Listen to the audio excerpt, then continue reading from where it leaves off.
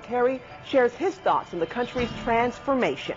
Also in Washington, the Vermont congressional delegation not happy with President Obama's budget plan. Well, they say proposed cuts to home heating aid could be devastating to the state's low-income and senior populations. Our ANYA HUNEKE has details.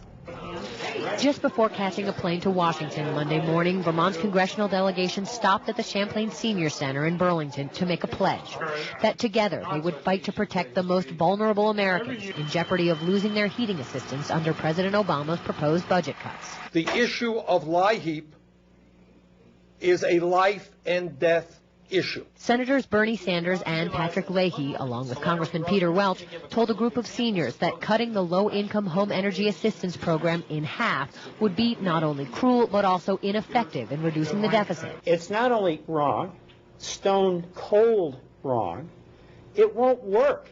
Monday, the president unveiled his budget. This budget freeze will require some tough choices.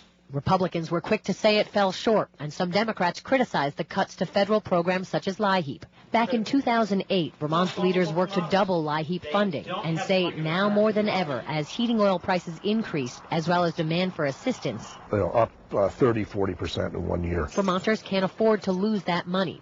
They've heard from constituents. The people with disabilities, seniors, and everybody, we all suffer. Including Warren Wilson, who lives on a fixed income and only turns on the heat when necessary. He says he's paid the price with his health. I had to turn it off.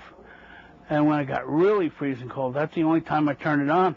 But I got ammonia now. Vermont's 3 congressional leaders say they share the president's goal of balancing the budget, but say the money should come from the haves, not the have-nots, and point to big oil as the place to start. We have here stopped these huge tax breaks for the oil companies. They call LEAHY a lifeline for many in Vermont, a cold northeastern state where heat is not a luxury, but a necessity. In Burlington, Vermont, ANYA HUNEKE, NECN.